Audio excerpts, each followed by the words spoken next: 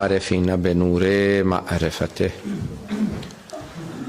واثبت فؤاد انبیائه و اولیائه بقصص الانبیاء والمرسلین واکمل ایمان المسلمین والمؤمنین بولایت علی امیر المؤمنین علیہ السلام والصلاة والسلام والتحیۃ والاکرام علی افضل الموجودات العبد المؤید والرسول المسدد المصطفى الامجد المحمود الاحمد اعنی ابا القاسم محمد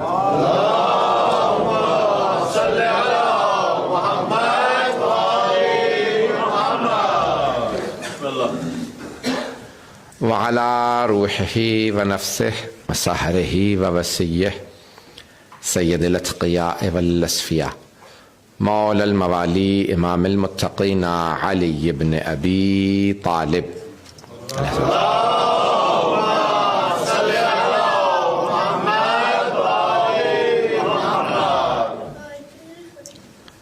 وعلى أوصيائه لا سيما بقية الله في الأرضين روحي وأرواح العالمين لتراب مقدمه الفداء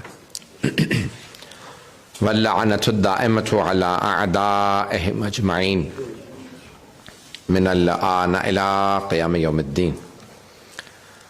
أما بعد فقد قالت فاطمة الزهراء سلام الله عليها: أيها الناس اعلموا أني فاطمة وأبي محمد أقول أودا وبدأ ولا أقول ما أقول غلطة ولا أفعل ما أفعل شططة. صلوات على محمد وعلى محمد.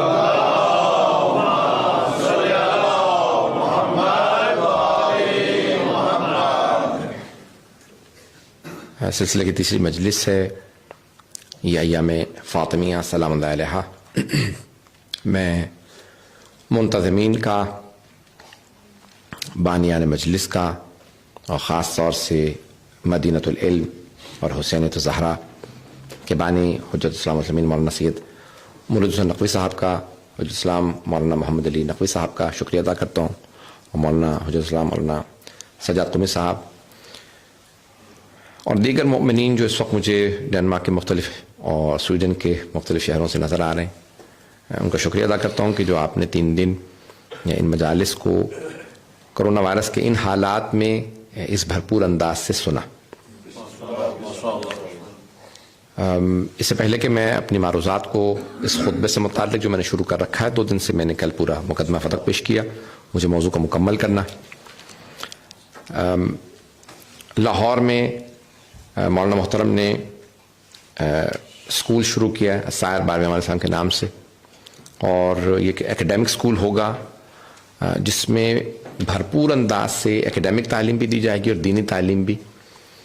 یہ ایک بہت اچھی پیش رفت ہے کہ جس میں ہماری طرف سے آج اگر دیکھا جائے تو تعلیمی نصاب دوسروں نے ایسے بنا لی ہیں کہ ان کے علماء آج ایکیڈیمک ورلڈ کے اندر بھی بہت آگے جا چکے ہیں.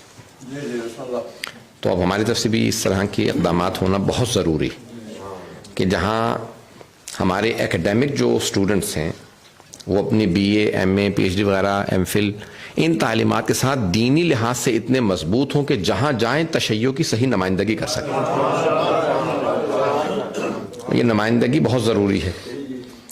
میں پچھلے کہہ لیں 24 سال ہے تبلیغی میدان میں سرگرم عمل ہوں، اور 28 برس ہو گئے اس لائن میں.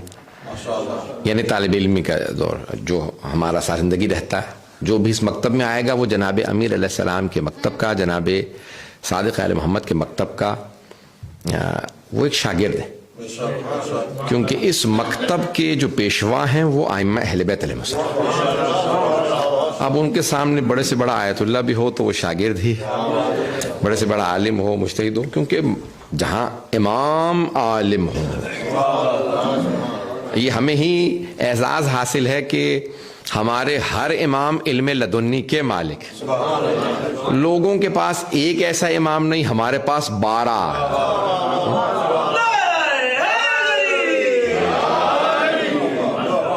تو یہ مکتب بہت گہرا مکتب ہے. تو اس مکتب کے میں تقریباً پچھلے 20 سال سے مختلف جگہوں پہ پڑھاتا رہا، کتابیں بھی ترجمہ کی، خطابت کے میدان میں پھر بہرحال زیادہ اب ہمیں مصروفیات بڑھ گئی، لیکن شروع میں میں نے تدریس بہت زیادہ کی. تو اس دوران کوشش کرتا تھا جو بھی اکیڈمک بچہ پڑھنے آئے دینی تعلیم، تو کوشش کرتے تھے عالم دین بن جائے. بہت سے عالم دین بنتے تھے، بہت سے اپنی لائن میں جاری رکھتے تھے.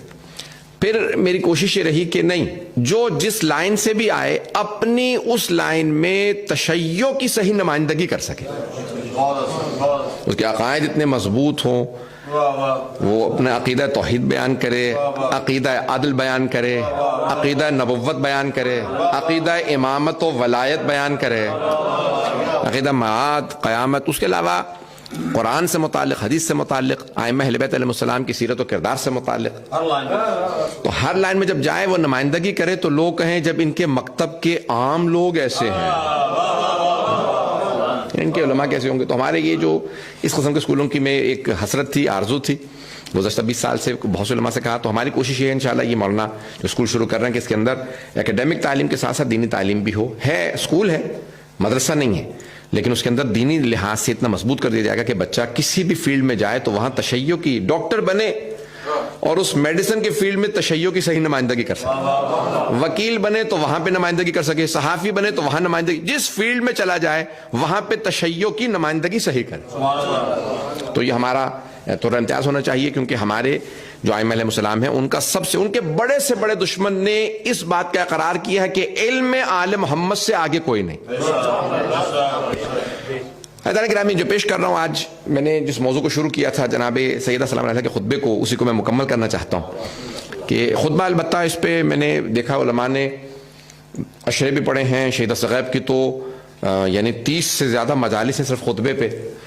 تو علماء نے اس خطبے سے متعلق، میری یہ تیسری مجلس ہے آپ کی خدمت میں، بہت کچھ بیان کیا. میں جلدی سے ترجمہ پیش کر دوں کیونکہ بہت سے چہرے آج نئے ہیں. تو بی بی فرماتی ہیں خطبہ دیا جب دربار میں آئیں، یہ مسجد نبوی کے اندر آئیں، بنی ہاشم کی خواتین کا پورا ایک احاطہ تھا چاروں طرف، آپ کے ایک جھرمٹ تھا، اور آپ نے آنے کے بعد ایک مرتبہ توحید کو بیان کیا. شروع توحید سے کی، توحید کو بیان کیا، پھر نبوت کو بیان کیا، اور بہت سے مطالب بیان کی. میں جلدی چند ایک اور مطالب پیش کروں گا. مجھے میرے بھائی نے، برخوردار نے، اسد عباس نے یہ گزشتہ برس وعدہ لیا تھا ان 5 مجالس کے لیے. 5 مجالس کا اس وقت وعدہ تھا، لیکن کرونا وائرس کی وجہ سے پھر ہم پورے سال سفر ہی نہیں کر سکے. بس محرم میں گیا، اور وہ بھی سارے اصول توڑتے ہوئے گیا تھا کہ جو ہو جائے محرم ہوگا، اور محرم ہوا. یہ اللہ کا وعدہ ہے، محرم ہونا ہے. تو عزیزان گرامی، اب میں یہ اس سال پاکستان کا سب کینسل کرنا پڑا. ابھی پاکستان پڑھ کے آیا ہوں کراچی، اس کے بعد پھر کربلا میں تھا، پھر یہاں پہ آیا ہوں. تو میں پیش کر رہا ہوں، پھر واپس جا کے مجھے اور بھی مجالس پڑھنا ہے. تو جناب خاتون جنت نے پورے دین کا خلاصہ ان 14 صفحوں میں بیان کیا. توحید کو بیان کیا، نبوت کو، پھر امامت کو. اور میں نے اس دن پیش کیا تھا کہ جناب امیر سے متعلق جملے کہے تو کہا کہ ابن عم، میرے چچا کے بیٹے، کوئی ایسا چچا ہونا کہ سیدہ جیسی بہو ہو ناز کرے. کہ وہ میرے ابن عم تھے کہ جب عرب کے بھیڑیے تم پہ حملہ کرتے، ذائب العرب، ذیب عربی میں بھیڑیے کو کہتے ہیں، ذائب العرب، جو عرب کے بھیڑیے حملہ آور ہوتے تھے تو تم ایسے بیٹھے ہوتے تھے جیسے سروں پہ پرندے بیٹھے، ہلتے نہیں تھے. وہ میرے ابن عم تھے، علی تھے، جو سارے عرب کے بھیڑیوں کا مقابلہ کرتے تھے، سب کے سر توڑتے، سب کا مقابلہ کرتے. بی بی نے تفصیل سے پیش کیا. اور پھر بی بی نے جو حکمت پیش کی ہے عبادات کی، آج جلدی سے وہ پیش کر دوں اگر سننا پسند فرمائیں. تو جناب سیدہ فرماتی ہیں کہ بہت سے مختلف دین کے معاملات کو بی بی نے پیش کیا. میں خطبہ دہرانا نہیں چاہتا جو میں پرسوں پیش کر چکا، کل پیش کر چکا. تو وہاں ایک جملہ بی بی فرماتی ہیں، کہتے جعل الصلاۃ تنزیہا عن الکبر، اللہ نے نماز کو تکبر سے بچانے کے لیے بنایا. اگر پہنچا پاؤں، یہ کو عام ہنستے نہیں بول رہی، خاتون جنت فرما رہی ہیں. بی بی نے تمام، دیکھیں فلسفہ احکام وہ بیان کر سکتا ہے، یعنی یہ حکم ہے اللہ کا، اس کا فلسفہ کیا ہے، اس کی حکمت کیا ہے. اللہ نے یہ حکم کیوں دیا؟ یہ وہ بتا سکتا ہے جس نے حکم بنایا ہو، یا وہ بتا سکتا ہے جس نے حکم کو سمجھا ہو، ویسا سمجھا ہو جیسا بنانے والے نے چاہا ہے۔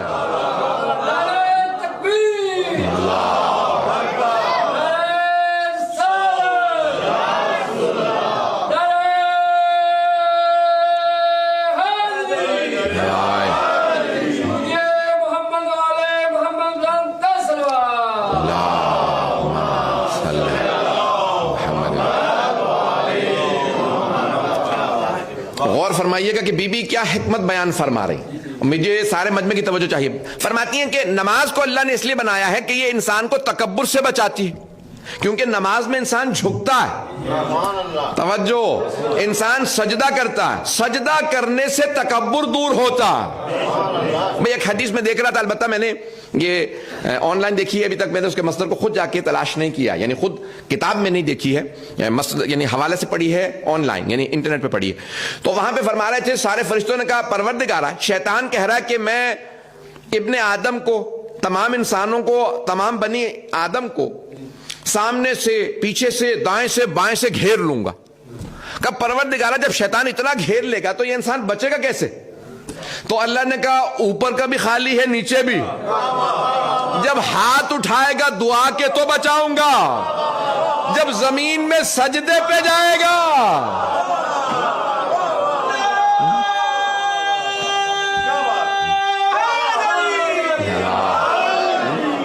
اور فرمایا جانے گرا ہاتھ اٹھائے دعا کے لیے تو اسے بچاؤں گا، سجدے میں چلا جائے تو اسے بچاؤں گا۔ سجدے کرتے رہیے تاکہ اللہ آپ کو شیطان سے بچاتا رہے۔ یہ جناب امیر کی حدیث میں نے خود کئی مقامات پہ دیکھی ہے کہ جناب امیر فرماتے ہیں کہا کہ اگر چاہتے ہو نا شیطان کی ناک زمین پہ رگڑو، کہتے نا کسی دشمن کو شکست دی بہت ہی فاش، اتنا اسے ذلیل کیا اس کی ناک زمین پہ رگڑ دی، ایسا ہے یا نہیں؟ اردو میں بھی استعمال کرتے ہیں ہم۔ تو مولا فرماتے ہیں اگر چاہتے ہو نا شیطان کی ناک زمین پہ رگڑو، تو جب بھی مومن سے ملو تو ہاتھ ضرور ملاؤ، اور فجر کی نماز قضا نہ کرو۔ نہیں ہے مجمع، سب سے مشکل کام جو ہے نا وہ فجر کی نماز میں اٹھنا ہوتا ہے، اور سردیاں ہوں اور پھر ڈنمارک جیسا ماحول ہو، کوپن ہیگن جیسا شہر ہو، یہ مالمو، یہ جو بھی اب شہر ہے مجھے نہیں معلوم کہاں سے ہیں لوگ، تو جہاں سے ہو، بہت بڑا ایک ایران کا پہلوان ہے، اس کا ورلڈ ریکارڈ ہے، اس نے سب سے زیادہ وزن اٹھانے کا ریکارڈ قائم کیا ہے۔ تو اس کا جملہ ہے کہ بھئی آپ یہ اتنا وزن اٹھاتے ہیں، کچھ کہہ رہے ہوتے ہیں فارسی میں، انٹرویو لیا اس سے، کچھ کہہ رہے ہوتے ہیں، کیا کہتے ہیں جب آپ وزن اٹھاتے ہیں؟ کہتے ہیں میں کہتا ہوں یا ابا الفضل، میں ابو الفضل العباس کو بلاتا ہوں، جتنا وزن ہوتا ہے اٹھا لیتا ہوں، یا ابا الفضل کہتا ہوں۔ تو کہا کہ بھئی کوئی وزن آپ کو اٹھانے میں دقت ہوتی ہے؟ کہنے کہ ہاں 150 کلو تو اٹھا لیتا ہوں، 1.5 کلو کا کمبل نہیں اٹھتا۔ پتہ نہیں لوگ ہے یا نہیں، کہ فجر کے لیے 1.5 کلو کا کمبل نہیں اٹھتا مجھ سے۔ تو کہا کہ پھر کیا کرتے ہو؟ کہا وہاں پہ بھی دوبارہ ابو الفضل کو پکارتا ہوں۔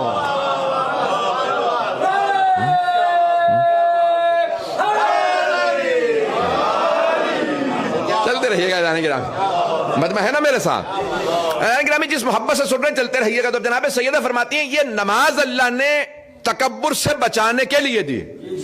روزہ، صوم کیوں دیا اللہ نے؟ روزے کو عربی میں صاد و میم صوم۔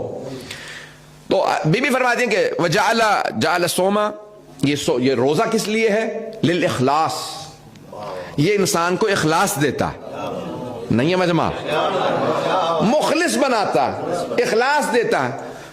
بی بی ہاتھ باندھ کے عرض کروں گا آپ کی خدمت میں، نماز اخلاص نہیں دیتی، حج اخلاص نہیں دیتا، زکوٰۃ اخلاص نہیں، خمس، جہاد، یہ ساری عبادات ہیں، ان سے اخلاص کیوں نہیں آتا؟ بھائی تمام عبادات کچھ کرنے کا نام ہے۔ نماز ہے تکبیر، قراءت، رکوع، سجود کا نام، حج ہے احرام، طواف، سعی، وقوف، جمرات، ان تمام چیزوں کا نام۔ خمس و زکوٰۃ بھی کچھ ادا کرنے کا نام ہے، جہاد بھی کچھ کرنے کا نام ہے، تمام عبادات کچھ کرنے کا نام ہے، مجلس میں بھی آنے کا نام ہے۔ لیکن روزہ کیا ہے؟ روزہ کوئی آدمی پوچھے بھی مجھے روزہ رکھنا کل کیا کروں؟ کہ کچھ نہیں کرنا۔ کہ کیا مطلب؟ اب کل روزہ رکھنا تو کیا کروں؟ کہ کچھ کرنا نہیں ہے، روزہ کچھ کرنے کا نام نہیں ہے، نہ کرنے کا نام روزہ۔ پتہ نہیں لوگ ہیں یا نہیں۔ روزہ کچھ کرنے کا نام نہیں ہے، نہ کرنے کا نام روزہ. ابھی بھی نہیں پہنچے بہت سے لوگ.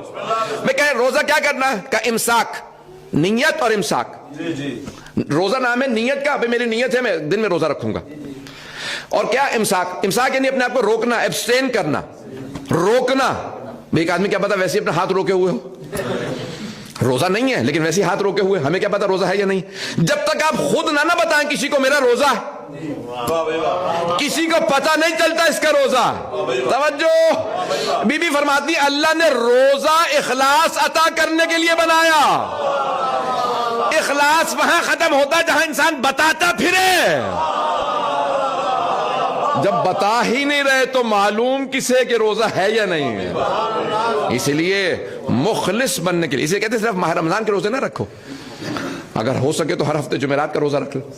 مستحب ہے، سنت ہے کہ جمعرات کے جمعرات روزہ رکھیں. بہرحال اور بھی بہت سے مستحبات ہیں لیکن روزہ اخلاص کے لیے. بسم اللہ بسم اللہ. اور بی بی فرماتی ہیں وجعل الزکاۃ للنمو، زکوٰۃ کو اللہ نے بنایا ہے تاکہ برکت ہو، بڑھوتی ہو، توجہ، بلیسنگ ہو. اب یہ کافر سمجھ نہیں سکتا میں میرے پاس 100 تھے، جی جی جی میں نے اللہ کی راہ میں 5 دے دیے، اب 95 رہ گئے، یا 20 دے دیے 80 رہ گئے، تو میرے تو کم ہو گئے. جی جی جی. بی بی فرما رہی ہے نہیں اسی میں بڑھوتی ہوگی. اب تصور یہ ہے 100 میں پورا نہ پڑتا 80 میں پورا پڑے گا. اور فرما رہے بھائی یہ برکت کا تصور کافر نہیں سمجھتا، اس کے لیے مومن ہونا ہی ضروری ہے. یہ انسان کے لیے پورا نہیں پڑے گا لیکن اللہ سبحانہ وتعالیٰ اسی میں برکت دے دے گا، اسی میں برکت ہوگی. حضرات گرامی بہت سے لوگ بہت کما لیتے ہیں، برکت نہیں ہوتی، اور بہت سے بہت کم کماتے ہیں. ایک صاحب کہنے لگے پتہ نہیں اس کے کیا لے کے آتا ہے، کہاں سے کماتا ہے، ماں باپ کو بھی دیتا ہے، بہن بھائیوں میں بھی بانٹتا ہے، بچوں کو بھی اچھا کھلا رہا ہے، اسکول بھی اچھے ہیں، ہم اتنا کما لیتے ہیں پھر بھی پورا نہیں پڑتا. میں نے کہا کہیں نہ کہیں خمس ادا کر رہا ہوگا. عزیزان گرامی ان میں برکات ہیں جو صرف مومن ہی سمجھ سکتا. یہ جو آپ والدین کے اوپر قربان کر دیتے نا پیسہ کہ نہیں جوڑ لوں، بوڑھے باپ کو اب کیا اس کو کیا ضرورت ہے علاج کراؤں، ماں کو کہاں زیارات پہ لے کے جاؤں، نہیں لے جاؤ، قرضہ لے کے ماں کو زیارت پہ لے جاؤ، نہیں داد ملے گی مجھے. قرضہ لے کے، بھئی حج قرضے سے نہیں ہوتا، زیارت ہو جاتی ہے. ابھی بھی نہیں ہے مجمع. اگر آپ ادھار لے کے حج پہ جائیں نا حج قبول نہیں ہے، کیونکہ قرآن کی آیت ہے وَلِلَّهِ عَلَى النَّاسِ حِجُّ الْبَيْتِ مَنِ اسْتَطَاعَ إِلَيْهِ سَبِيلًا. استطاعت ہو تو حج واجب ہوتا ہے. حج کے لیے استطاعت شرط ہے، زیارت کے لیے نہیں. اگر ادھار لے کے بھی زیارت پہ چلے جاؤ تب بھی زیارت قبول ہے. پتہ نہیں لوگ ہیں یا نہیں ہیں. ادھار لے کے بھی زیارت پہ چلے جائیے، زیارت قبول ہے. تو ایک صاحب، میرا جملہ بہت سوشل میڈیا پہ مشہور ہوا ہے، جملہ پیش کرنا چاہتا ہوں، اگر سن بھی رکھا ہے تو دوبارہ محبت سے سن لیجئے گا معذرت کے ساتھ. تو گرامی میں اکثر لوگ کہتے ہیں مولانا صحت ہوگی تو جاؤں گا، زیارتوں میں جب صحت ہوگی تو جاؤں گا، آج کل بیمار ہوں، پیسہ ہوگا تو جاؤں گا، آج کل پیسے نہیں. حالات ذرا بہتر ہو لیں، کرونا ہے، داعش ہے، حالات بہتر ہوں گے تو جاؤں گا. تو میں کہتا ہوں نہیں، بیمار ہو تو جاؤ، صحت وہاں سے لے کے آؤ. دولت نہیں ہے تو جاؤ، دولت وہاں سے لے کے آؤ. حالات اچھے نہیں ہو نہ ہو وہاں سے لے کے آؤ. جب حسین دشمنوں کو دے دیتے تو اپنوں کو.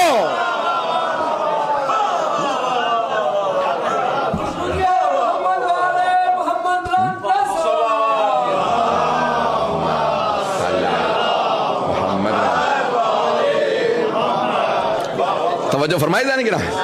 حسین ابن علی تو اتنے کریم ہیں، اتنے سخی، دشمن آ جائے تو رد نہیں کرتے، اور اپنا چلا جائے کیسے ممکن ہے خالی لوٹ آئے. جائیے. اب آئیے ذرا بی بی فرما رہی ہیں حج کو کیوں بنایا؟ وجعل الحج تشہیدا للدین، دین کی طاقت و قوت کو منوانے کے لیے اللہ نے حج بنایا. बिस्मिल्लाह बिस्मिल्लाह یہ 2-4 افراد پہنچ جائیں کافی نہیں میرے لیے. बिस्मिल्लाह बिस्मिल्लाह انسان کی محنت ہوتی ہے تو چاہتا ہے کہ ہر آدمی تک بات پہنچے. جملہ جناب سیدہ کا تشریح میں پیش کروں گا. बिस्मिल्लाह بی بی فرماتی ہیں دین کی قوت کے لیے، تشدید للدین، دین کی طاقت منوانے کے لیے، دین کی دین کی طاقت منوانے کے لیے اللہ نے حج بھیجا. جی اب کوئی بھی کافر دیکھے کہ کیا کر رہے ہیں لوگ، جی اتنے سوٹڈ، آپ نے اچھے کپڑے پہن رکھے، اب جائیں گے حج پہ تو کیا ہوگا، لٹھے کا جی جی احرام، سوٹ اتارا، توجہ، کوٹ نہیں پہنیں گے، کیا پہنیں گے، سادہ سا، ریشمی نہیں پہن سکتے، سادہ احرام باندھیں گے. کیا کر رہے ہیں یہ سب لوگ، یہ اللہ کے دین کی خاطر مکے کی گرم سرزمین پہ آئے ہیں. اگر اللہ کو ہالیڈے کرانی ہوتی نا تو سوئٹزرلینڈ میں رکھ دیتا، کینیڈا کے نیاگرا فال کے سامنے رکھتا. اللہ نے کہا نہیں، نہ وہاں پہ پانی ہوگا، میں اپنے نبی زادے اسماعیل کے قدموں کا پانی پلاؤں گا.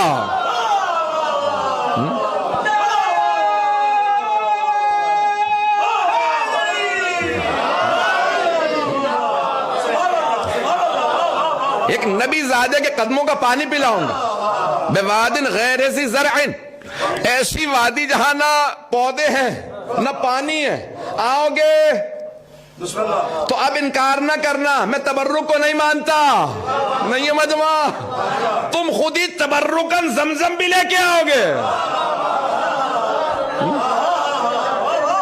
پھر نہ کہنا قبروں کا طواف بدعت ہے، یہ شیعہ بدعتی ہے، نجف کربلا جا کے حسین و علی کی قبروں کا طواف کرتے ہیں.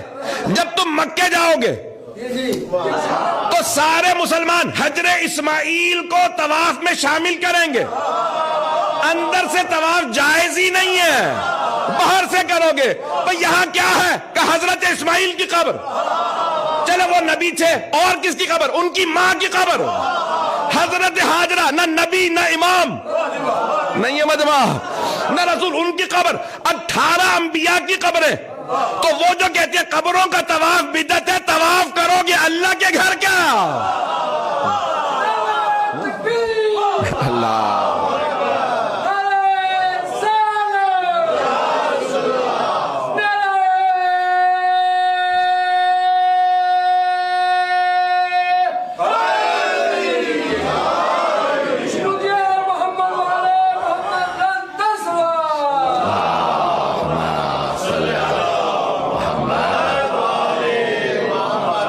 اور فرمائے رضوان کرام، اگر کوئی کہہ دے کہ نہیں قبروں کا طواف بدعت ہے تو پھر مکے میں نہیں، وہ اللہ نے چونکہ حکم دیا وہاں جائز ہے، اس کا مطلب ہے اللہ کو پتا ہے.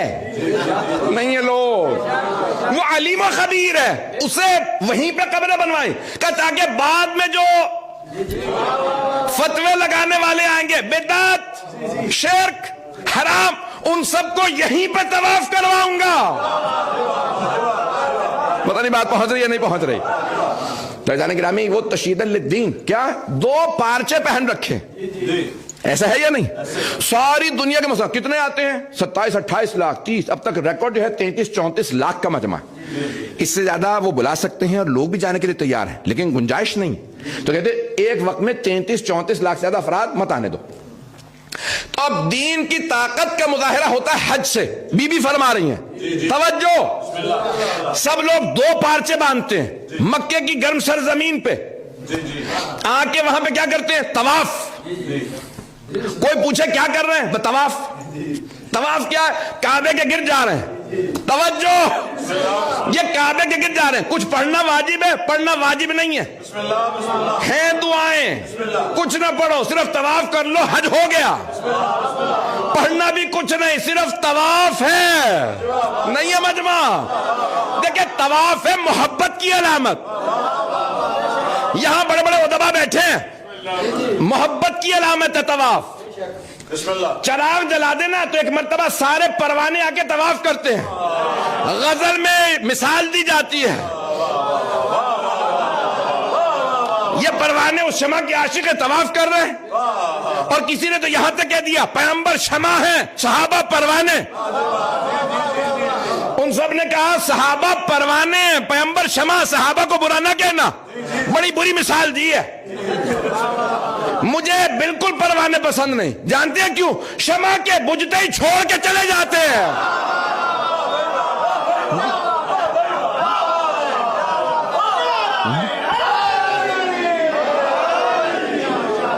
چلتے رہیے گا اسی طرح. محبت کی علامت ہے. یہ ساری کائنات طواف میں ہے. اور ہم نے دیکھیں کلاک وائز، لوگ کہتے ہیں کلاک وائز ایسے چلتا ہے طواف، اور اینٹی کلاک وائز جاتے ہیں خانہ کعبہ کے گرد. یہی کہا جاتا ہے اینٹی کلاک وائز. پہنچ جائیے گا میرے برادران. تو جہاں جو گھڑی چلتی ہے نا اس کے برعکس جاتے ہیں. تو بہت سے لوگوں نے کہا نہیں، اب جو گھڑی بنائی ہے وہ ایسے چلتی ہے، تو گھڑی کی طرح سے طواف کرو. پھر سائنس نے ثابت کیا جتنے سیارے ہیں نا وہ سورج کا ایسے ہی طواف کرتے ہیں جیسے ہم مکے کا. اب پتہ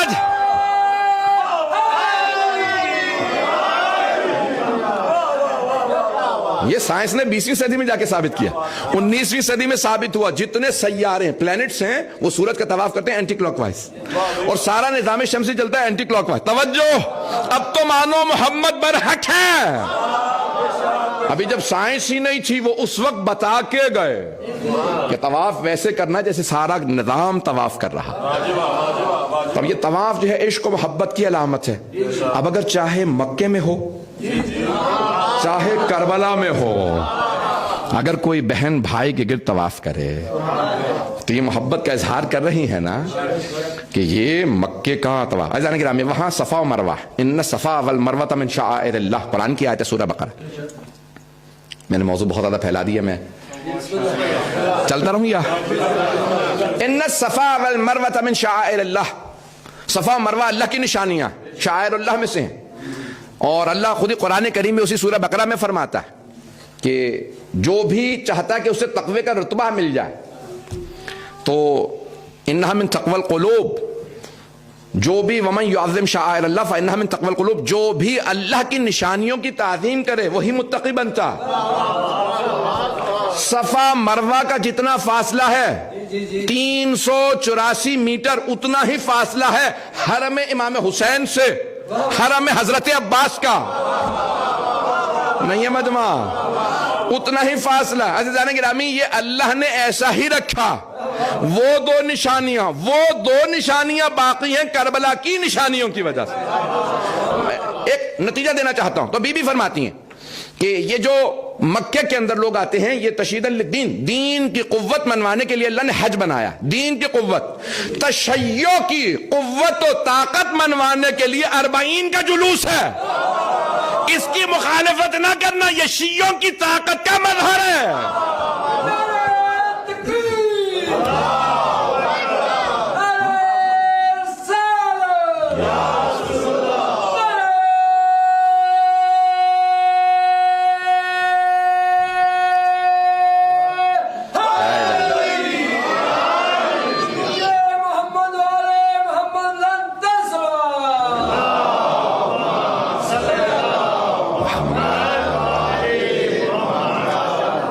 اگر بات پہنچا پاؤں، توجہ ہے، کہ تشیع کی طاقت کا مظہر ہے.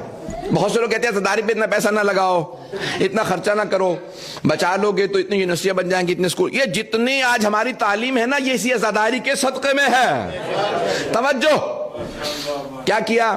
دوسری خلافت کا دور تھا. ایک مرتبہ انہوں نے کہا بھئی اس سال خود یہ جو غلاف کعبہ ہے اس کے احکام ہیں. غلاف کعبہ تبدیل کیا جاتا ہے ہر سال، خانہ کعبہ کو غسل دیا جاتا ہے، اور یہ سب 9 ذی الحجہ کو ہوتا ہے. تو دوسرے خلیفہ نے کہا کہ نہیں، مسلمانوں کی مالی حالت بہت بری ہے، اس سال ہم غلاف کعبہ تبدیل نہیں کریں گے، اور یہ پیسے ہم بچا لیں گے اور جو فقیر مسلمان ہیں نا انہیں کھلا دیں گے.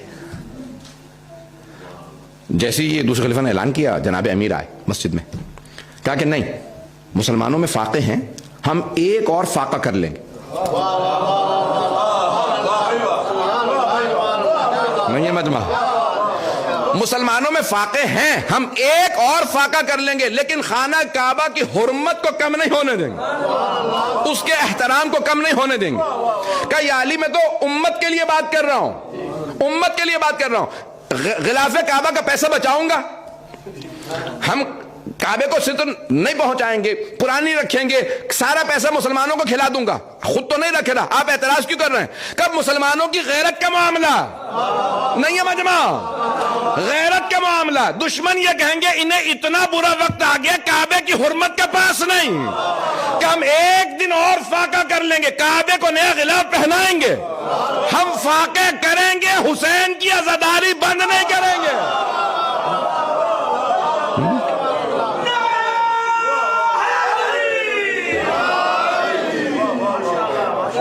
بات پہنچ رہی ہے گرام میں. یہ جناب سیدہ فرما رہی ہیں تشییدن للدین وجعل الحج تشییدن للدین. اللہ نے حج کو دین کی قوت منوانے کے لیے بھیجا. بات پہنچ رہی ہے جان گرام. فلسفہ احکام کو وجعل ولایتنا، یہ ہماری جو ولایت ہے اللہ نے اس کو کیوں بنایا؟ تو بی بی فرماتی ہیں امت کی وحدت کے لیے. امت کی وحدت ہوگی تو ہماری ولایت پہ نہیں پہنچ سکے، نہیں پہنچا پایا. امت کی وحدت ہوگی تو ہماری ولایت پہ، ہماری ولایت پہ. تو بی بی سمجھا گئی جب بھی وحدت کا نعرہ دو تو ہمیں نہ بھلانا. آل محمد کو نکال کے کوئی وحدت نہیں ہو سکتی.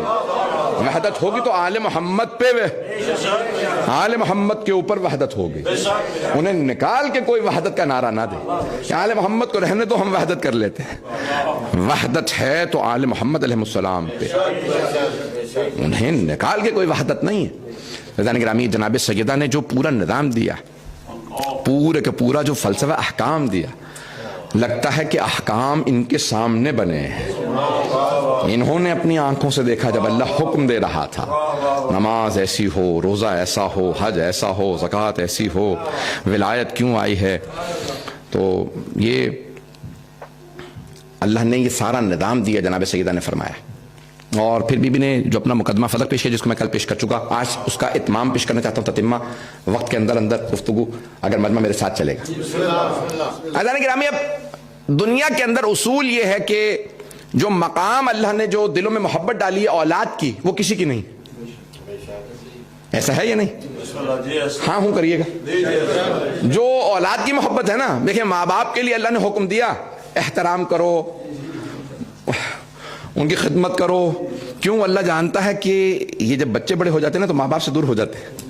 لیکن یہ نہیں کہ اولاد سے محبت کرو، یہ یعنی دیکھیں وہ انسان میں ہے ہی. اس کے باوجود پیغمبر اسلام نے فرمایا اپنے بچوں کو محبت کا اظہار کرو، دل میں نہ رکھو، صرف اظہار کرو. نہیں پہنچا پا رہا ہوں، اظہار کرو. بیٹا مجھے آپ سے محبت ہے، میری بیٹی مجھے آپ سے محبت ہے. میں نے ڈانٹا اس لیے نہیں تھا کہ مجھے نفرت ہے، کیونکہ بچے کو پتہ نہیں ہوتا، غلط فہمی کا شکار ہو جاتا ہے. باپ ڈانٹ رہا ہے، پتہ نہیں محبت کرتا بھی ہے یا نہیں. تو حبیب خدا نے فرمایا بار بار محبت کا اظہار کرو. صرف کہا نہیں، اظہار کر کے بتایا. کبھی میں حسین کو آغوش میں لائے گا اللہم انی احب حسینا فاحب من احب حسینا. پروردگارہ مجھے حسین سے محبت ہے، تو اس سے محبت کر جو حسین سے محبت کرے. بار بار اظہار کیا کہ اظہار کرو. تو اب یہ اولاد کی محبت کا اظہار. اولاد ایسی چیز وہ کہتے ہیں واحد دنیا کا رشتہ ہے ماں باپ، جنہیں اولاد سے کبھی حسد نہیں ہوتا. اگر سننا چاہیں گے، واحد رشتہ جنہیں حسد نہیں ہوتا. ماں باپ یہ چاہتے ہیں میرا بچہ مجھ سے بھی آگے جائے، انہیں حسد نہیں ہوتا. توجہ. آج سارے کے سارے ہمارے مسلمان بھائی ہم سے یہ کہتے ہیں کہ صحابہ کا احترام واجب ہے. کیوں؟ کیونکہ پیغمبر کے صحابی ہیں. جو پہلو میں بیٹھا ہو اسے علم بھی ملا، ایمان بھی ملا، تقوی بھی ملا. کس کی وجہ سے؟ پیغمبر کی وجہ سے. ان کی صحبت میں رہا تو یہ مقام. اور وہ جو آغوش میں پلا ہو، جس کی رگوں میں پیغمبر کا خون ہو، اس کا احترام واجب نہیں. کیسا اصول بناتے ہیں مسلمان بعض اوقات کہ جو ساتھ بیٹھا ہے اس کا احترام واجب ہو گیا، اور جس کی رگوں میں خون دوڑا اس کا احترام واجب نہیں. اللہ اکبر. اصول بناؤ تو قرآن اور عقل کے عین مطابق ہونا چاہیے. قرآن اور عقل کے عین مطابق ہو. یہ نہ کہ ایسا اصول بناؤ کہ نہ عقل مانے نہ قرآن مانے. پورے قرآن کریم میں توجہ ہو سارے مجمع کی، چیلنج دے کے پیش کر رہا ہوں بات. مجھے معلوم ہے پوری دنیا میں بات جا رہی ہے. پورے قرآن کریم میں اللہ نے کہیں پہ بھی نہیں کہا کہ ہم نے انبیاء کے جو وارث بنائے ہیں وہ ان کے صحابہ بنائے. اگر بات پہنچ جائے, جہاں جہاں اللہ نے قرآن میں ذکر کیا ہمیشہ کا اِنَّ مِن ذُرِّيَّتِهِ, اس کی ذریت میں سے اس کے وارث ہے. پتہ نہیں لوگ ہیں یا نہیں ہیں, بات پہنچ رہی ہے, ہمیشہ ذریت میں ہے. تو اب یہاں پہ ہمیشہ جب سب انبیاء کے وارث اللہ نے چنے, میرا سوال ہے آپ سے, تمام جناب آدم سے جناب عیسیٰ تک سارے انبیاء کے جو وصی ہیں نا, اوصیاء, اللہ نے چنے قرآن میں. اب رسول خدا کے اوصیاء وہ امت پہ چھوڑ دی, جبکہ قرآن کی آیت ہے وَلَن تَجِدُوا فِي سُنَّتِ اللَّهِ تَبْدِيلًا, تم اللہ کی روش میں کبھی تبدیلی نہیں پاؤ گے. نہیں ہے مجمع, جب اللہ کی روش میں تبدیلی نہیں ہے تو کیسے ممکن ہے سارے انبیاء کے اوصیاء اللہ چنے اور رسول خدا کے اوصیاء سے متعلق امت خود ہی چن لے, اور پیغمبر فرمائے میرے بعد جیسے جناب موسیٰ کی امت میں یہودیوں میں 71 فرقے بنے, عیسائیوں میں 72, میری امت میں 73 فرقے ہوں گے, اور فرقہ ناجی ایک ہوگا. کس پہ ہوگا یا رسول خدا اختلاف؟ جانشینی پہ. جانشینی کا فیصلہ نہیں کریں گے, وہ جو اختلافی مسئلہ اس کا تو فیصلہ ہونا چاہیے. پتہ نہیں لوگ ہیں یا نہیں. سارے انبیاء نے بتایا یہ میرا وصی ہے. سوال کیا 5ویں امام سے, کہا مولا قرآن کی آیت ہے کہ جناب سلیمان نے ایک مرتبہ کہا کون ہے مجھے تخت بلقیس لا دے. واقعہ بڑا تفصیلی ہے, وقت نہیں ہے, سب کے ذہنوں میں ہے. تخت بلقیس کون مجھے جلدی لا دے گا؟ قال عفریت من الجن, جنوں میں سے عفریت نے کہا, دیو تھا بہت بڑا. تو اس نے کہا میں لے آؤں گا قبل ان تقوم من مقامک, اس سے پہلے کہ آپ اپنی جگہ سے اٹھیں نا, میں جاؤں گا اٹھا کے تخت لے آؤں گا. حضرت سلیمان نے کہا یہ تو بہت دیر ہے. اب وہ شکل دیکھ رہا ہے کہ میں اٹھ کے جا کے ان کے اٹھنے سے پہلے لے آؤں گا اور پھر بھی دیر ہے. کہا اور کوئی سب, قال من عنده علم من الکتاب, اللہ نے جناب آصف ابن برقیہ کا نام نہیں بتایا, بتایا وہ جس کے پاس کتاب کا کچھ علم تھا. اس نے کہا آپ کی پلک جھپکنے کی مدت سے پہلے میں تخت بلقیس لے آؤں گا, اور لے آیا. توجہ, کتاب کا کچھ علم تھا, جیسی تخت آیا تو فوراً جناب بلقیس نے کہا کہ انہو ہوا, لگتا بالکل میرے تخت جیسا ہے. تو انہوں نے کہا تخت جیسا نہیں ہے, میں تخت سمیت لے آیا ہوں.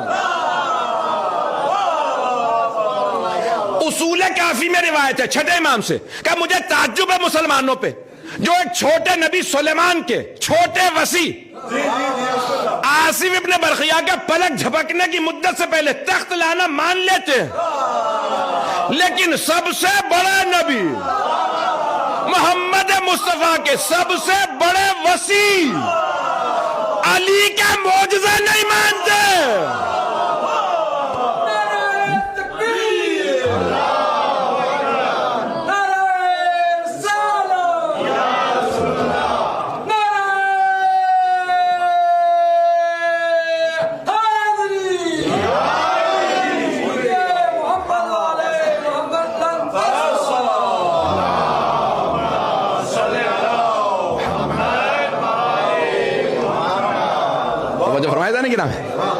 یہ اصول کافی میں روایت ہے. تو 5ویں امام سے پوچھا, یہ 6 امام کا جملہ تھا, 5ویں امام سے پوچھا, کہا مولا یہ حضرت نبی سلیمان علیہ السلام کیا خود تخت بلقیس نہیں لا سکتے تھے اتنی مدت میں؟ کیا لا سکتے تھے؟ کہا پھر انہوں نے آصف بن برقیہ سے کیوں کہا؟ کہا وہ چاہتے تھے ان کی امت پہ ان کے وسیع کا مقام واضح ہو جائے. اب اگر پیغمبر کہے نا 39 دن گزر گئے, کل 40واں دن ہے خیبر کا در اکھاڑنا, یہ نہیں ہے کہ پیغمبر نہیں کر سکتے, امت کو سمجھا رہے میرا وسیع علی ہے.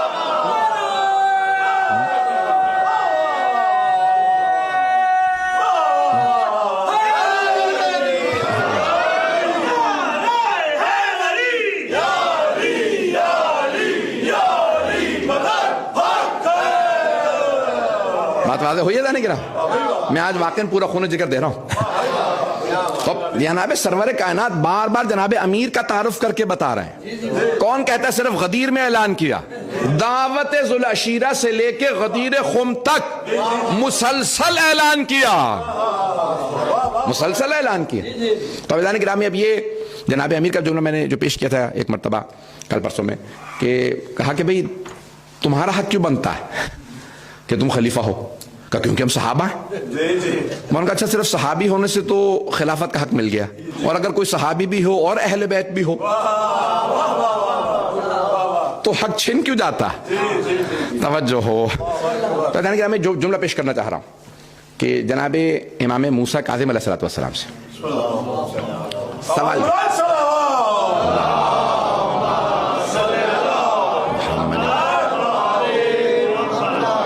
وقت تو گزر گیا, آخری دن ہے, آخری مجلس ہے, تھوڑا سا اگر وقت زیادہ لوں گا تو معذرت.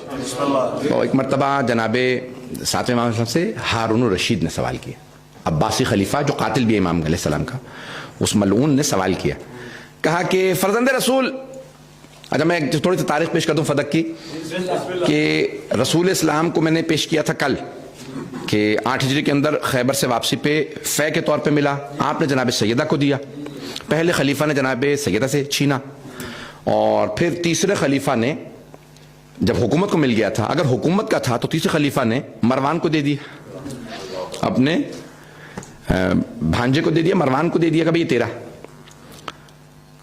جب معاویہ آیا تو اس نے کہا کہ نہیں صرف مروان کا نہیں ہو سکتا, میرے بیٹے کا بھی اس میں حصہ رکھو, مروان کا بھی حصہ رکھو, اور ایک اور 3 افراد کو تقسیم کر دیا.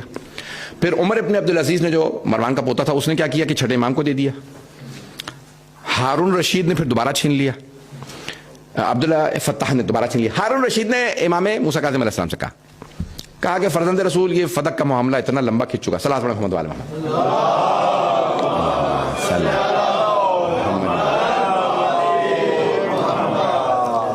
چلے گا, مجمع رہے گا میرے ساتھ. تو اب ساتویں امام علیہ السلام سے ایک مرتبہ ہارون رشید نے کہا فرزند رسول میں فدق کا معاملہ ختم کرنا چاہتا ہوں, آپ مجھے حدود بتا دیں, اس کی بارڈر لائن بتائیے, میں آپ کو فدق واپس کر دیتا ہوں. مولانا نے کہا تو کبھی بھی نہیں دے گا. اس نے کہا نہیں, آپ مجھے حدود بتائیں, میں آپ کو فدق واپس کر دوں گا. بھئی یہ بار بار دینا چھیننا بتا رہا ہے کہ دل میں چور تھا, پتہ نہیں لوگ ہیں یا نہیں ہے. تو اس نے کہا میں ایک ہی مرتبہ میں معاملہ ختم کر دیتا ہوں, آپ مجھے حدود بتائیے, میں فدق آپ کو واپس کر دیتا ہوں. مولانا نے کہا نہیں تو کبھی بھی نہیں دے گا. کہا آپ حدود بتائیے تو صحیح, آپ ایک ہی بات کہہ رہے ہیں میں نہیں دوں گا, مجھے بتائیں میں دے دوں شاید. امام نے کہا پھر سن, یہ جو افریقہ کا بارڈر ہے نا, جہاں تک حدود اسلامی حدود, یہ ایک بارڈر ہے, دوسرا بحر الکاہل تک ہے, تیسرا یہ جو روس کی حدود ہے آذربائیجان وغیرہ وہاں پہ, اور چوتھی اس کی حد ہے ایران. اس نے ایک مرتبہ امام موسیٰ کاظم علیہ السلام کو دیکھا, کہا فلا یبقى لنا شیء, تو ہمارے لیے تو کچھ بھی نہیں بچتا. یہ میری پوری حکومت کی آپ نے حدود بتا دی کہ بھئی ایران سے لے کے بحر الکاہل یعنی فلسطین کے اختتام تک, آذربائیجان سے افریقہ تک, اتنی بڑی حکومت میری ساری آپ کی ہے. امام نے کہا یہی تو فدق ہے. نہیں ہے لوگ, امام نے کہا صرف اس باغ کا نام فدق نہیں, میں اپنے انداز سے پیش کروں, الفدق هو العالم والعالم هو الفدق. یہ ساری دنیا ہی فدق ہے, یہ ساری کائنات جناب سیدہ کی ہے. پتہ نہیں لوگ ہیں یا نہیں ہیں, یہ سب کچھ جناب سیدہ کا. کوئی اس میں کہیں پہ بھی کہے میرا حق ہے تو وہی غاصب ہے, سب کچھ جناب سیدہ کا. تو امام موسیٰ کاظم علیہ السلام نے فرمایا کہ یہ حدود ہیں, اب بتا. کہ فلا یبقى لنا شیء, تو ہمارے لیے تو کچھ بچتا ہی نہیں. مولانا نے کہا یہی تو فدق ہے. انہوں نے باغ فدق نہیں لیا تھا, حق اہل بیت چھینا تھا. اہل بیت کا حق چھینا, سب کچھ آل محمد علیہ السلام کا. پتہ نہیں بات پہنچ رہی ہے نہیں پہنچ رہی. اس نے دوسرا ایک اعتراض کیا امام موسیٰ بن جعفر علیہ السلام پہ, میں مطالب لے کے آؤں گا, اگر دل کو لگے تو ضرور بولیے گا.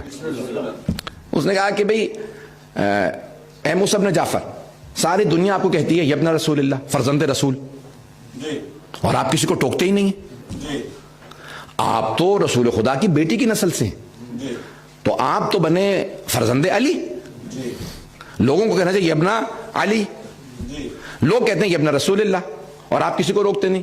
ہم فرزند رسول نہیں، ہم تو ان کی بیٹی کی نسل سے ہیں. تو ہمیشہ باپ کی طرف منسوب ہوتے ہیں کہ تو بیٹی کی نسل سے. تو مولا نے کہا کہ اگر آج رسول اسلام تشریف لے آئے جی اور تجھ سے تیری بیٹی کا رشتہ مانگے تو رشتہ دے گا؟ کہ رشتہ دوں گا. بڑے بڑوں نے خود ہی رشتے پیغمبر کو دی.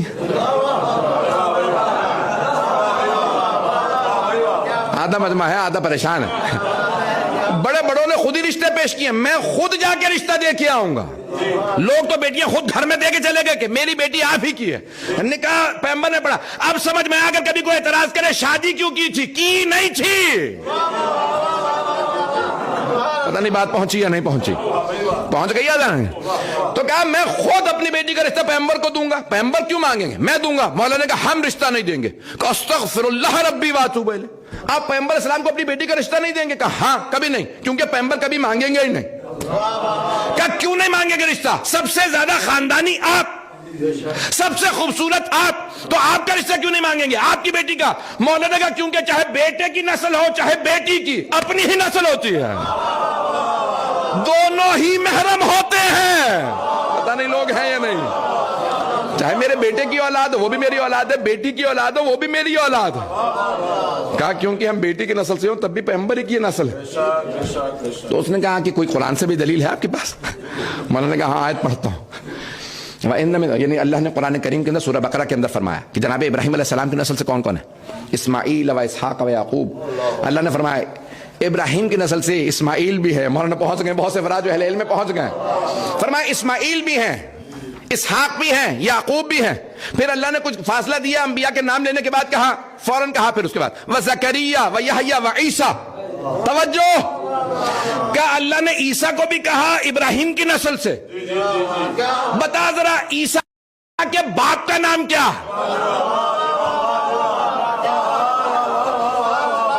اس نے کہا اللہ نے جناب عیسیٰ کو بغیر باپ کے پیدا کیا تھا، ان کا کوئی باپ نہیں ہے. تو کہا اللہ قرآن میں کہہ رہا ہے اسماعیل کی نسل سے ہے، نہیں ہے مجمع. کہا ہاں عیسیٰ ابراہیم کی نسل سے ہیں، جناب مریم کی طرف سے، حضرت مریم کی طرف سے، ابراہیم کی نسل سے. کہا اتنے 1000 سال کا فاصلہ، اتنے 1000 سال کا فاصلہ ابراہیم علیہ السلام سے عیسیٰ علیہ السلام تک.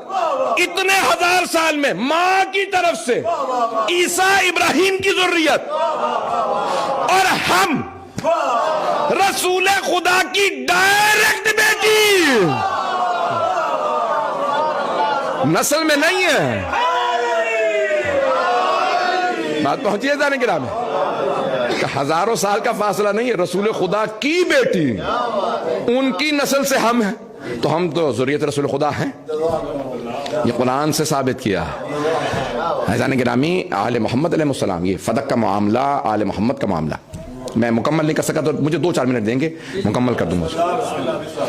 تو یہ سارا معاملہ اللہ نے کیا کیا کہ مرکز اہل بیت کے فضائل کا جناب سیدہ کو بنایا. تعارف اہل بیت کا مرکز خاتون جنت کو. آپ کے اگر ذہنوں میں حدیث قصہ ہو، ہاں پہنچ گئے. جب جناب جبرائیل علیہ السلام نے سوال کیا یا رب من ہم، پروردگارہ کون ہیں یہ؟ تو اللہ نے کہا ہم فاطمہ و ابوہا و بعلہا و بنوہا. کون ہے؟ کہ فاطمہ ہے، فاطمہ کے بابا ہے، فاطمہ کے شوہر اور فاطمہ کے بیٹے. پروردگارہ 5 ہی تو افراد ہیں، سب کے نام بتا دیتا. توجہ، نام بتانے تھے تو سب کے بتا دیتا. کون ہے؟ محمد، علی، فاطمہ، حسن، حسین. بڑا آسان تھا، جتنے رشتے بتائیں اتنے انعام تھے. نہیں ہے مجمع، نتیجہ دینا چاہ رہا ہوں، میری بڑی محنت ہے اس کے اوپر. پروردگارہ 5 ہی نام ہے، تو نے ایک نام بتایا تھا، باقی نام بھی بتا دیتا. بھئی اگر مثال کے طور پہ کوئی اہمیت والا نہ ہو، مجھ جیسا آدمی ہو، کوئی اہمیت نہیں ہے، نام اللہ نالے سمجھ میں آتا ہے. یہاں سارے ہی اہم ہیں، پتہ نہیں لوگ ہیں یا نہیں ہیں. بھئی کوئی سید المرسلین، کوئی سید الاولیاء، کوئی سیدہ شباب اہل الجنہ، اور اللہ نام نہیں لے رہا، نام ایک لے رہا کہ ہم فاطمہ. تو کون ہے؟ کہ فاطمہ ہے. اچھا باقی 4 مرد ہیں، وہ فاطمہ کے بابا ہیں. نہیں ہے لوگ، محمد نہیں ہے، فاطمہ کے بابا، فاطمہ کا شوہر، فاطمہ کے دونوں بیٹے. توجہ، اللہ نے مرکز خاتون جنت کو بنایا. اگر رشتوں سے ہی بنانا تھا تو پروردگار ہاتھ باندھ کے کہہ رہا ہوں، مشرک نہیں ہوں کہ کہوں کہ تجھے مشورہ دے رہا ہوں. پروردگار تو نے رشتوں سے تعارف کروانا تھا تو کہتا میرا حبیب، ان کی بیٹی، ان کا داماد، ان کے دو نواسے. رشتہ یہ بڑا آسان تھا، مسلمانوں کو بھی سمجھ میں آتا، باقی غیر مسلموں کو بھی سمجھ میں آتا. اللہ نے کہا نہیں، میں نبی اور علی کو بناؤں گا ہی نہیں مرکز. کیوں؟ میں نے سیدہ کو مرکز بنایا ہے اہل بیت کا. جب جب اختلاف ہو کسی آدمی پہ، یہ اہل بیت میں ہے یا نہیں ہے، اسے مرکز پہ پلٹا دینا.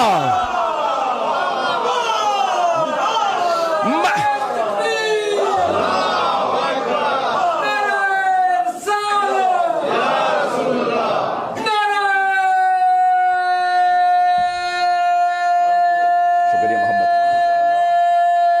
سلامت رہیں.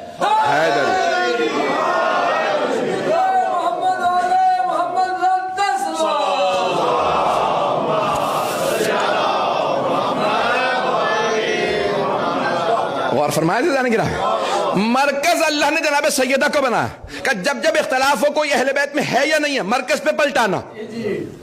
میں نے اسی لیے اللہ کہے گا اپنے حبیب کو مرکز نہیں بنایا. کیوں؟ اپنے حبیب کو مرکز بناتا تو جو جو رشتہ جوڑتا وہ کہتا میں بھی اہل بیت، یہ بھی اہل بیت، وہ بھی، سبھی بن جاتے ہیں کہ ہم سارے کے سارے پیغمبر سے کوئی نہ کوئی رشتہ تو جوڑ ہی لیں گے. پتہ نہیں لوگ ہیں یا نہیں ہیں. اللہ نے کہا مرکز خاتون جنت، خاتون جنت کو مرکز بنایا. بس بھئی میں نے آپ کی زحمت کو تمام کیا. چاہے گھر کے باہر کے فضائل ہوں، خاتون جنت مرکز ہے. گھر کے اندر کے فضائل ہوں، خاتون جنت مرکز. گھر کے باہر کے فضائل میں مباہلہ دیکھ لیجئے، مرکز سیدہ. گھر کے اندر کے فضائل میں آیت تطہیر دیکھ لیجئے، مرکز سیدہ. اب عزیزان گرامی کہ جناب سرور کائنات بی بی کی تعظیم میں کھڑے ہو جائیں. میں نے پہلے دن ایک جملہ کہا تھا، آج مکمل کر دوں. وقت تمام ہو چکا، بہت زیادہ وقت نہیں لوں گا. کہ جناب سرور کائنات کے لیے ایک ام المومنین فرماتی ہیں کہ کلما دخلت علیہ فاطمہ قام الیہا وقبل یدہا واجلسہ فی مجلسہ. بہت بڑا جملہ کہ جب جب جناب سیدہ، فضائل کا ایک جملہ سن لیجیے، میرا آپ سے وعدہ ہے اگر آپ کو ادراک ہو نا ان فضائل کا، ہر آنکھ میں آنسو آ جائے، فضائل ہی میں آنسو آ جائیں گے. تو ام المومنین فرماتی ہیں، کہتی ہیں جب جب، ایک دفعہ نہیں، کلما، جب جب سیدہ بارگاہ رسالت میں تشریف لاتی تھی تو قام الیہا، تو قام لہا نہیں فرمایا، قام الیہا. لہا یعنی ان کے لیے قیام کرتے تھے، قام الیہا یعنی ان کی طرف بڑھتے تھے. تو چار کام کرتے تھے، کھڑے ہو جاتے، آگے بڑھتے، ہاتھ چومتے، قبل ید، ان کا ہاتھ چومتے، اللہ اکبر، سرور کائنات ہاتھ چومتے، وَأَجْلَسَهَا فِي مَجْلِسِهِ، اپنی ہی نشست پہ جناب سیدہ کو بٹھا دیتے. جب جب جناب سیدہ تشریف لاتے. کون فرما رہی ہیں؟ ام المومنین. اے مسلمانوں، ملاؤں کی نہ سننا، ماں کی سن لو. ماں کہہ رہی ہیں، ام المومنین کہتی ہیں جب جب سیدہ آتی نا تو رسول خدا جب ایک مرتبہ نہیں کہا، یعنی ابھی آئی ہیں جناب سیدہ، بابا جان تشریف رکھیے، پھر گئی، بابا جان آپ کے لیے شربت لائی ہوں، پھر پیمبر کھڑے ہو گئے. بابا جان آپ کے لیے میں دسترخوان لائی ہوں، پھر پیمبر کھڑے ہو گئے. بابا جان میں کھانا لگا دوں، پھر کھڑے ہو گئے. اتنی محبت کا اظہار. دنیا میں کسی باپ کو اپنی بیٹی سے اتنی محبت نہیں جتنی جناب سرور کائنات کو جناب خاتون جنت سے تھی. بے انتہا محبت. جملے سنیں گے، میں بھی فضائل کے 2 جملے پڑھ دوں، اس کے بعد پھر مصائب پہ آؤں گا. اپنی جگہ بٹھاتے اور پوچھا یا رسول اللہ، آپ نے کہا ماں باپ اگر اولاد سے محبت کا اظہار کریں تو چہرہ چومیں. ماتھا چومے، رخسار، گلا چومے. اولاد ماں باپ سے محبت کا اظہار کرے تو ہاتھ چومے. آپ سیدہ کا گلا چومتے ہیں، سمجھ میں آتا ہے بیٹی ہیں، ہاتھ کیوں چومتے ہیں؟ تو آپ فرمائیں گے یہ ام ابیہا، یہ اپنے بابا کی ماں ہے. عجیب و غریب ہے نا، یہ عام بی بی نہیں ہے. رسول خدا امہات المومنین کہتی ہیں اتنی محبت کا اظہار کرتے ہیں. 2 جملے سنیے گا کہ بہت زیادہ بوسے دیتے. کہا جب جب جنت کا مشتاق ہوتا ہوں نا، میں سیدہ کی گردن کا بوسہ دیتا ہوں. سیدہ کے گلے سے جنت کی خوشبو آتی ہے، یہ جنت سے آئی ہیں. تو بہت زیادہ رسول اسلام صلی اللہ علیہ وسلم بہت زیادہ محبت کا اظہار فرماتے. اور ایک ام المومنین سے پوچھا، کہا کہ رسول خدا کو سب سے زیادہ محبت کس سے تھی؟ سب سے زیادہ علی سے تھی، فاطمہ سے، حسن حسین. کہا سب سے زیادہ فاطمہ سے محبت تھی. کہا آپ کے پاس دلیل کیا ہے؟ کہا جب رسول خدا جاتے تھے نا تو سب سے آخر میں فاطمہ سے ملتے تھے جب سفر میں جاتے تھے، اور جب سفر سے واپس آتے تھے تو سب سے پہلے سیدہ سے ملتے. پوچھا یا رسول اللہ یہ آپ جاتے میں آخر میں ملتے ہیں، آتے میں سب سے پہلے؟ کہا میں چاہتا ہوں میرا اور سیدہ کا جو فاصلہ ہے وہ سب سے کم رہے، جدائی کا فاصلہ کم رہے. بہت زیادہ محبت فرماتے. ایک اور جملہ اس سے پہلے کہ میں مصائب پڑھوں بی بی کا، کہ رسول اسلام کا آخری وقت ہے. میں نے خود روایت دیکھی ہے کہ امام حسن حسین دونوں رسول خدا کے سینے سے لپٹ گئے. تو جناب سیدہ آگے بڑھیں، کہا میرے بیٹو میرے بابا کے سینے میں درد ہے، آپ دونوں سینے سے اتر جائیں. تو جناب سرور کائنات نے کہا سیدہ میرے نواسوں کو میرے سینے پہ رہنے دو. جب یہ میرے سینے سے لپٹتے ہیں نا تو مجھے سینے میں راحت محسوس ہوتی ہے، یہ درد میرا کم ہو جاتا ہے. یعنی اپنے بچوں سے زیادہ اپنے بابا سے محبت کا اظہار فرما رہی ہیں کہ میرے بابا کا مقام و عظمت کیا. کوئی آدمی دنیا میں اولاد سے زیادہ کسی کو نہیں چاہتا. جناب سیدہ فرماتی ہیں مجھے سب سے زیادہ محبت، کسی بیٹی کو اپنے باپ سے اتنی محبت نہیں جتنی جناب سیدہ کو رسول خدا سے. کسی باپ کو اپنی بیٹی سے اتنی محبت نہیں جتنی رسول خدا کو اپنی بیٹی سے. آئیں بھائی مجھے معاف کر دیجیے گا، ایک سخت جملہ کہہ رہا ہوں کہ سرور کائنات جب جناب سیدہ کو پیار کرتے نا تو کئی مرتبہ رونے لگتے ہیں. ایک مرتبہ گھر میں تشریف لائے، دیکھا جناب سیدہ چکی چلا رہی ہیں. سرور کائنات نے دیکھا کہ آنکھوں میں آنسو ہیں اور آنکھوں کے نیچے حلقے ہیں. کہا بیٹی یہ کیا حالت بنا رکھی ہے؟ کہا بابا جان پوری رات میں آپ کی محراب عبادت کے سامنے کھڑی رہی، آپ پوری رات رکوع میں رہے، میں بھی رکوع میں رہی ہوں، آپ بھی نہیں سوئے بابا جان، میں آپ کو دیکھتی رہتی ہوں، میرے بچے بھی. رسول خدا نے کہا بیٹی بس اس دنیا میں کچھ ہی مدت آپ باقی ہیں، سب سے پہلے میرے پاس آپ آئیں گی. کوئی بھی جوانی میں مرنا نہیں چاہتا، لیکن علماء موجود ہیں، روایت کے الفاظ ہے جناب سیدہ خوش ہوئیں اور خوش ہونے کے بعد کہا بابا مجھے اس بات کی خوشی ہے کہ میں جلدی آپ کے پاس آ جاؤں گی، میں اس دنیا میں زیادہ رہنا نہیں چاہتی. جوانی میں کوئی مرنا نہیں چاہتا، کوئی 18-19 برس کے سن میں مرنا نہیں چاہتا. پہنچ گئے میرے بھائی، کوئی 18-19 سال کی عمر میں مرنا نہیں چاہتا. لیکن اگر کوئی بی بی ہاتھ اٹھا کے مصلے پہ بیٹھ کے کہے الہی عجل وفاتی، پروردگارہ مجھے موت بھیج دے، میں جینا نہیں چاہتی، مجھے مسلمانوں نے اتنا ستایا ہے، مجھے مسلمانوں نے بہت ستایا ہے. اجرکم اللہ، اجرکم اللہ. تاریخ میں ابھی جو بی بی کے مصائب پڑھنا چاہ رہا تھا، مکمل پڑھنا چاہ رہا ہوں آج پوری شہادت. تاریخ میں 4 تابوت بڑے مظلومیت کے. پہلا جناب خاتون جنت کا تابوت ہے، جب مدینے میں تابوت اٹھا، میں اختتام پہ پیش کروں گا. دوسرا تابوت دیکھیں گے دمشق شہر ہے، چھوٹی سی بی بی کا تابوت ہے. کسی امام نے تابوت اٹھایا، گلے میں طوق تھا، ہاتھوں میں زنجیریں، پاؤں میں بیڑیاں. اگر دیکھ سکے تو میٹر دیکھیے گا. جب کوئی لاشا دیتا ہے نا قبر میں تو وہ لاشا دیتے میں کہتا ہے کہ لاشا لینے والے آرام سے لینا. اب امام سجاد قبر میں لاشا دے رہے ہیں، سب بیبیاں ہیں، کسے لاشا دے؟ آواز دی بابا اپنی بیٹی کا لاشا لے لیجئے. اجرکم اللہ. 72 کے لاشیں اٹھانے والے میرے مولا دمشق آ گئے ہوں گے. بس بھئی سننا چاہیں گے 2 اور تابوت سن لیجئے، پھر جناب سیدہ کے آخری جملے مصائب کے پڑھوں گا. جانتے ہیں تیسرا تابوت کس کا ہے؟ مدینہ شہر ہے، چوتھے امام کا تابوت ہے۔ آنکھیں بند کر کے ذرا مدینے چلیے گا، ہر بیٹا یہ چاہتا ہے میرے باپ کے جنازے میں زیادہ سے زیادہ لوگ ہوں، لیکن چوتھے امام کہہ رہے ہیں میرے جنازے میں زیادہ لوگوں کو نہ بلائیے گا۔ امام باقر نے سب کو بلایا کہ بابا ہر بیٹا چاہتا ہے باپ کے جنازے میں زیادہ لوگ ہوں۔ چوتھے امام فرمائیں گے بیٹا میری بھی یہی حسرت تھی، لیکن میرے بابا کا لاشا 3 دن تک بے گور و کفن پڑا رہا۔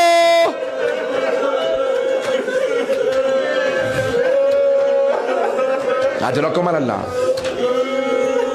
3 دن تک بے گور و کفن پڑا رہا۔ چوتھا تابوت پل بغداد ہے، 4 مزدور دھوپ میں ایک لاشا رکھ رہے ہیں اور 5واں مزدور نعرہ لگا کے کہہ رہا ماتا امام الرفضا، رافضیوں کا امام مر گیا۔ یہ 7ویں امام کا تابوت رکھا ہے۔ بس میں نے کہا تھا 4 تابوت ہیں۔ اجرکم اللہ، چلیں ذرا میرے ساتھ کہ جناب سیدہ نے جناب امیر کو رات کی تاریکی میں کچھ وصیتیں کی اور ایک مرتبہ رو کے کہا یا علی قیامت تک آنے والی میری ساری نسل کو میرا سلام کہہ دیجئے گا، سلم علی ولد یوم القیامہ۔ قیامت تک آنے والی یعنی بی بی فرما رہی ہیں قیامت تک میری نسل باقی رہے گی، ان سب کو میرا سلام۔ سعادات کرام آپ کو جناب سیدہ نے سلام کہا اور باقی کو یہ نہ سوچے مجھے سلام نہیں کہا۔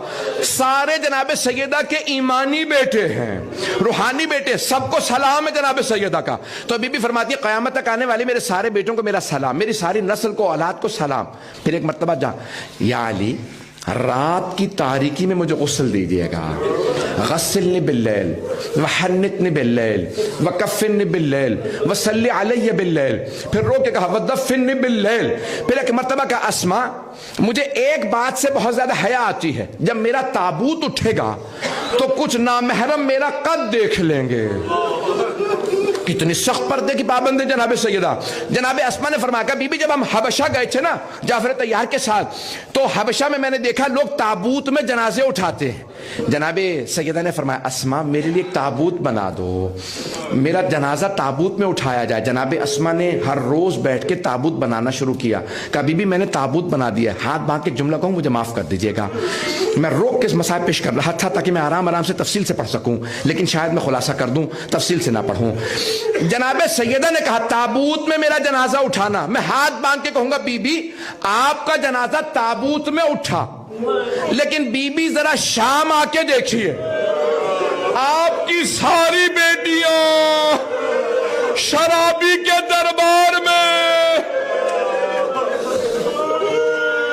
اجرکم اللہ، اجرکم اللہ۔ بس بھی رونے میں بخل نہ کیجیے گا، شب شہادت ہے، آج پوری دنیا میں چراغ ہے، آپ نے کچھ دیر کے لیے روشنی بجھائی ہے، آپ تاریکی میں تو نہیں بیٹھے رہیں گے، کچھ دیر میں روشنی جلا دی جائے گی، لیکن ہائے جنت البقیع کی ٹوٹی قبریں، جس بی بی کے صدقے میں پوری دنیا میں چراغ ہے اس بی بی کی قبر پہ چراغ نہیں۔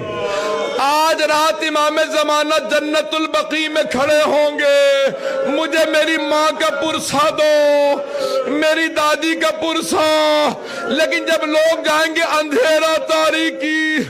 اجرکم اللہ، اجرکم اللہ۔ بس بھائی رونے میں بخل نہ کیجیے گا، آخری جملے پیش کر رہا ہوں، 5 منٹ کی زحمت دوں گا۔ بس بھائی ایک تابوت ہے، ایک جناب سیدہ نے وصیت کی یا علی مجھے رات میں غسل دیجیے گا۔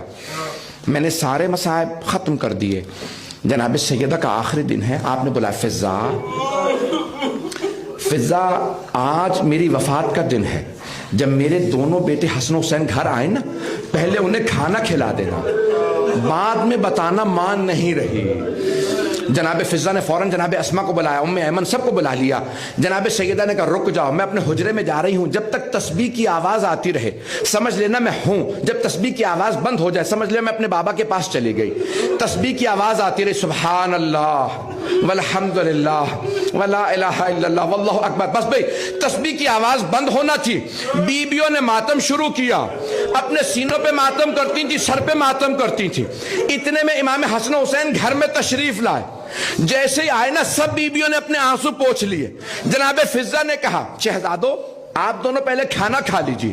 امام حسن مجتبی نے فرمایا فضہ کبھی آپ نے آج تک دیکھا ہم نے ماں کے بغیر کھانا کھایا ہو؟ ہم نے آج تک ماں کے بغیر کبھی کھانا نہیں کھایا. کہ آپ کی ماں کی وصیت تھی پہلے کھانا کھلا دینا. ایک مرتبہ دسترخوان بچھایا, کھانا لگایا, نہیں ہم کھانا نہیں کھائیں گے. دونوں شہزادے ماں کے حجرے میں آئے, دونوں نے ایک مرتبہ جناب سیدہ کو چومنا شروع کیا, بوسے دیے, بس بھائی 5 منٹ کی میں نے زحمت دینی ہے. دونوں اٹھے, اپنے امامے اتارے, گھٹنوں پہ مارے, امامے کھول دیے, ننگے پاؤں ننگے سر مسجد نبوی میں آئے.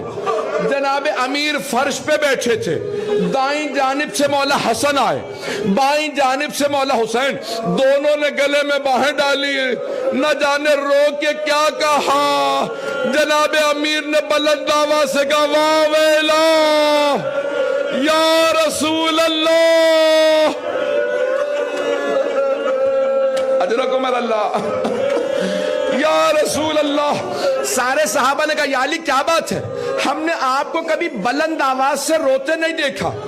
کہا بنت رسالت نے میرا ساتھ چھوڑ دیا, فاطمہ اپنے بابا کے پاس چلی گئی. اجرکم اللہ, اجرکم اللہ. بس بھی ایک مرتبہ رات کی تاریکی میں مولا نے غسل دیا, کفن دیا. جب کفن دے لیا, جن جملوں پہ شیخ عباس قمی کہتے ہیں کہ ملائکہ رونے لگے, وہ جملے پیش کر رہا ہوں, اسی پہ تمام کروں گا. کہ ایک مرتبہ امیر المؤمنین نے آواز فضہ ذرا میرے بچوں سے کہو اپنی ماں سے وداع کر لیں. تابوت میں لاشا رکھا, ایک مرتبہ کفن دینے کے بعد کہا میرے بچوں سے کہو.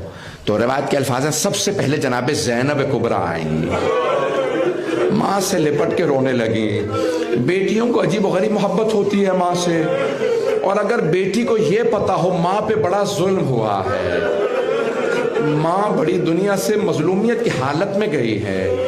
آخری جملے ہیں, ایک مرتبہ جناب زینب کبریٰ تڑپنے لگیں, جناب ام کلثوم کو لائیں. اب مولا نے آواز دی, کہا فضہ میرے بیٹوں کو بلائیے. مولا حسن آئے, لپٹ کے رونے لگے, اماں میں آپ کے بغیر جی نہیں سکتا. رو رہے تھے, اتنے میں مولا نے کہا فضہ میرا حسین کہاں ہے. کہا مولا حسین کہتی ہیں اگر میری ماں فخر مریم ہے تو میں فخر عیسیٰ ہوں, جب تک ماں نہیں بلائے گی میں نہیں آؤں گا. مولا حسین دروازے میں آ کے کھڑے ہو گئے, دونوں ہاتھ دروازے پہ رکھے. جب بلند آواز سے رونے لگے, علماء نے لکھا ایک مرتبہ کفن کے بند کھل گئے, 2 ہاتھ بلند ہوئے. الفاظ نہیں لیکن میرا دل کہتا ہے جناب سیدہ نے کہا ہوگا میرے مظلوم, میرے پیاسے, میرے غریب, ماں سے ناراض نہ ہو, میں چھوڑ کے نہیں جا رہی, میں کربلا ساتھ جاؤں گی. میرے لال جب تو زلجنا سے گرے گا میں اپنا برقع پھیلاؤں گی, جب خنجر چلے گا میں گلے پہ انگلیاں رکھوں گی. میرے حسین ناراض نہ ہو. مولا حسین آگے بڑھے, ماں کے گلے میں باہیں ڈالی, اماں. بڑے بڑے علماء نے جملہ لکھا, حضرت جبرائیل علیہ السلام نازل ہوئے, کہا یا علی حسنین کو سیدہ سے جدا کر دے. ملائکہ نے عبادت بند کر دی. پروردگارہ تو نے کن کی ماں کو اٹھا لیا. اجرکم اللہ. مجھے بتایا کہ آج مومنات میں تابوت اٹھے گا, آج مومنات میں تابوت اٹھے گا. بھئی آپ نے امام آقا کا نام رکھا ہے حسینیت الزہرا, بی بی کے نام سے منسوب ہے. میری طرف دیکھیے گا, ہاتھ باندھ کے 2 منٹ کی زحمت تمام کر دیا. میں اپنی ماؤں بہنوں سے بیٹیوں سے کہوں گا جب تابوت اٹھے نا تو ذرا تابوت کے اطراف میں تلاش کیجئے گا. میرا دل کہتا آج شام سے کوئی بی بی ضرور آئے گی, میری ماں کا پرسہ دو. میرا دل کہتا کوئی چھوٹی بی بی ضرور آئے گی, میری دادی کا پرسہ دو. اجرکم اللہ, اجرکم اللہ, اجرکم. بس بھئی آخری جملے. ایک مرتبہ تابوت اٹھا, جیسے ہی تابوت اٹھا جناب امیر نے آواز دی, میں نے پہلے دن پڑھا تھا, جناب امیر نے آواز دی, حسن بیٹا تابوت روک دو. 14 افراد جنازے میں, کہ حسن مجھے جنازے کے پیچھے کسی بی بی کی آہٹ محسوس ہو رہی ہے. مولا حسن نے فرمایا بابا زینب آ رہی ہے. کہا حسن میری غیرت برداشت نہیں کرتی, زینب سے کہو گھر واپس چلے جا. جناب امام حسن مجتبیٰ نے فرمایا کہ بابا زینب برقعے میں ہے. کہ بیٹا پھر بھی میری غیرت برداشت نہیں کرتی, زینب کو گھر چھوڑ کے آؤ. میں ہاتھ باندھ کے کہوں گا مولا مدینہ شہر ہے, رات کا وقت ہے, بی بی برقعے میں ہے, باپ کا سایہ, بھائیوں کا ساتھ, مولا آپ سے برداشت نہیں. مولا جب کوفے کے بازاروں میں نامحرموں کے مجمع میں لوگ بی بی کو پتھر ماریں گے, الا لعنت اللہ علی القوم الظالمین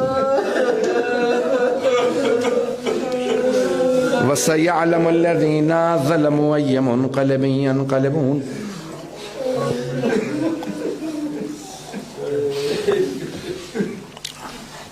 بس پہ 2 دعا کے جملے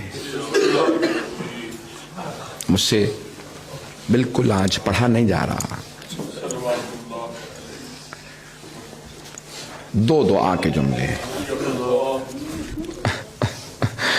پروردگارا تجھے واسطہ جناب سیدہ کی عظمتوں کا, ہمیں امام زمانہ کا ظہور دیکھنا نصیب فرما. تجھے واسطہ اس ہاتھ کا جو پہلو پہ رہا کرتا تھا, ہم سب کو جنت البقیع تعمیر ہوتا دیکھنا نصیب فرما.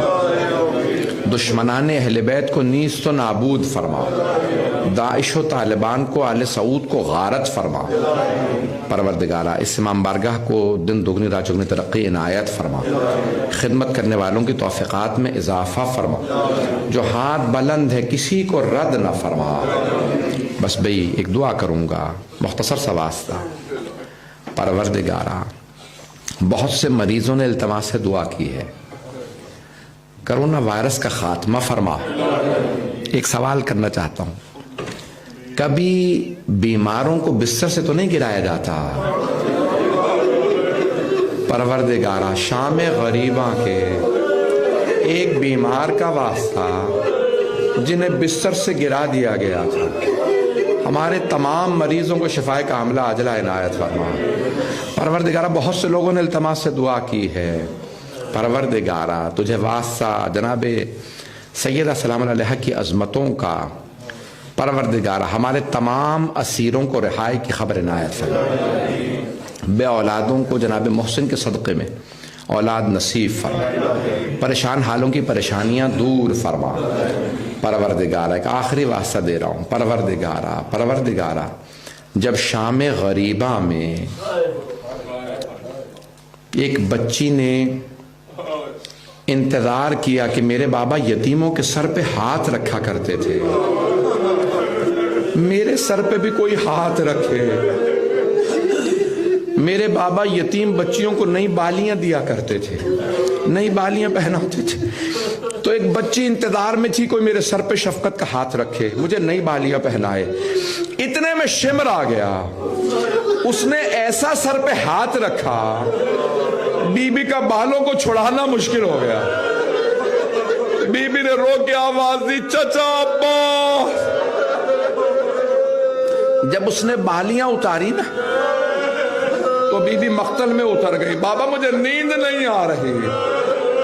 پروردگارہ اس یتیمہ بی بی کی عظمتوں کا واسطہ سب کی دعائیں مستجاب فرما, ہم سب کی عاقبت بخیر فرما. ہمیں زندگی میں بار بار محمد وآل محمد علیہ السلام کی زیارات نصیب فرما, آخرت میں ان کی شفاعت نصیب فرما. ہم سب کو خلوص نیت سے دین کی خدمت کی توفیق عنایت فرما. پروردگارہ تجھے واسطہ اپنے ذات و جلال کا, جتنے مومن مومنات یہاں موجود ہے, بانیان مجلس, شرکت کنندگان, پڑھنے والے سننے والے, سب کی توفیقات میں اضافہ فرما. ربنا تقبل منا انک انت السمیع العلیم بحق محمد وآلہ الطیبین الطاہرین المعصومین.